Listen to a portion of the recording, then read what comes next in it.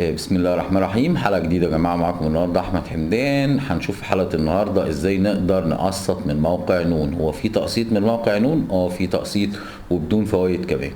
طيب التقسيط ده ينفع لأي حد؟ أي حد معاه بطاقة ائتمان من بنك مصر، البنك الأهلي، بنك CIB، كل البنوك دي أو البنوك اللي في الصورة اللي انتوا شايفينها دي، كمان بنك اسكندرية، تنفع تقسط من موقع نون بدون فوائد لمدة 12 شهر أو 6 شهور براحتك، أنت اللي بتختار. طيب تجربتي النهاردة كانت عجباني رمات في حدود 2000 جنيه أو 1860 جنيه.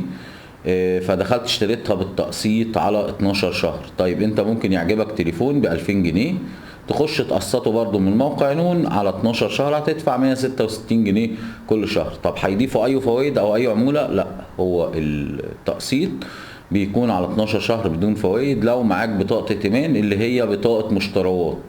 طيب لو مش معاك بطاقة مشتريات، هسيب لك لينك في علامة التعجب اللي فوق دي.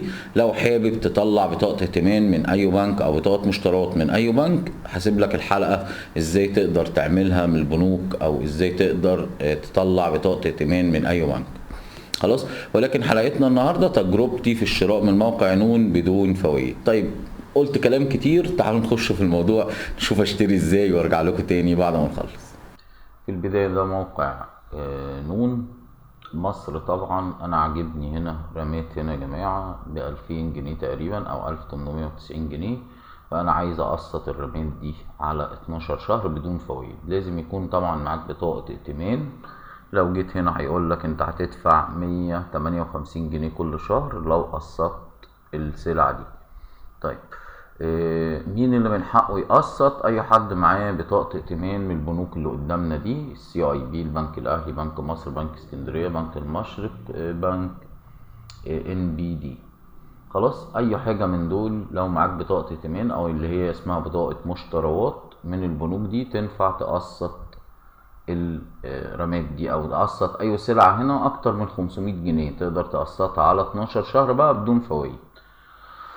طيب الطريقة بكل بساطة، انا هاجي هنا، انا عجباني الرمات دي، وليكن انت ممكن يكون عاجبك تليفون مثلا، اي حاجة.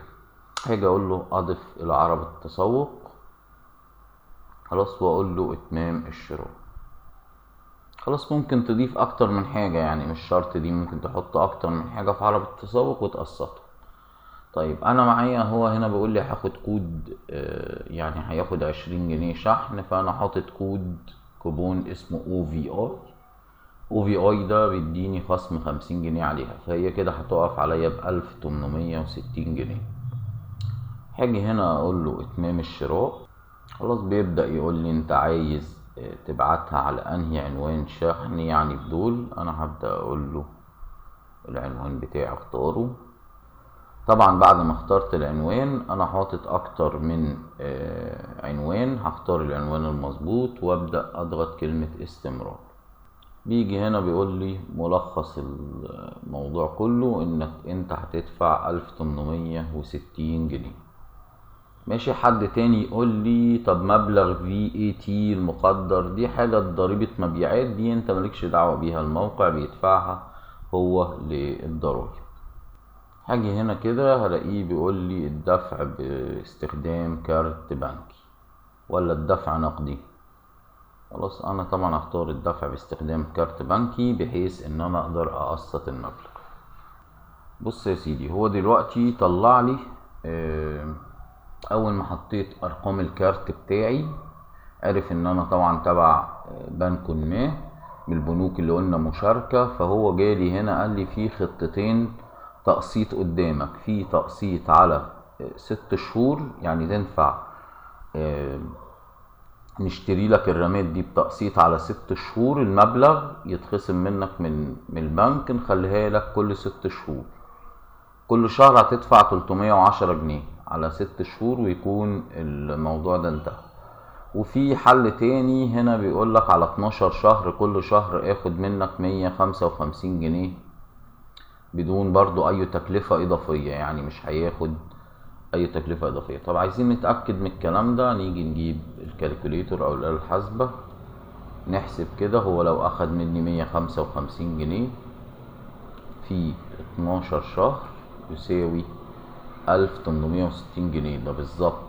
طيب لو انا جيت قلت له على 6 شهور اللي هي 310 في 6 شهور، هتلاقيها نفس الفلوس تقريبا بالظبط. فملخص الموضوع انك تقدر هنا تشتريها. انا طبعا هختار خطة الاسعار اللي هي هقول له ماشي انا عايز اقسط الموضوع دوت على 12 شهر، وهبدأ اقول له تأكيد الطلبية. هبدأ دلوقتي اقول له تأكيد الطلبية، بيبدأ يطلع لي الصفحة اللي انتوا شايفينها دي.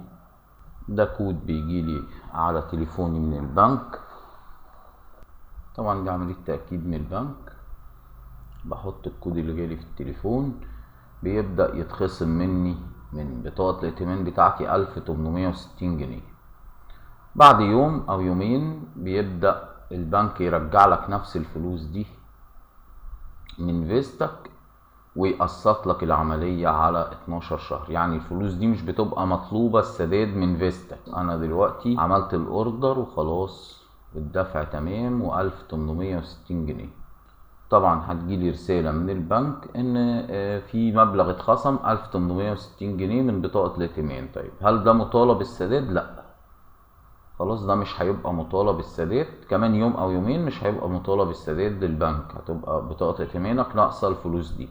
تبدأ انت بقى تسدها على 12 شهر، كل شهر يجيلك انك لازم تسدد لبطاقة الائتمان 160 جنيه زي ما اتفقنا. يبقى انا كده اشتريت الرامات دي بالقسط على زي ما اتفقنا على 12 شهر بدون اي فوائد، بنفس الفلوس او نفس تكلفة. طبعا وديني رجعت لك، يعني يا رب حلقتي تكون عجباك. ما تنساش تضغط على علامه السبسكرايب الحمراء دي وتفعل الجرس من جنبها من تحت الفيديو ده عشان يوصلك كل جديد. واخر حاجه احب اقولها لك، نورتوني في قناتي، وكان معكم احمد حمدان. قاعدين لي يا جماعه، والله الحلقه خلصت، يلا سلام عليكم.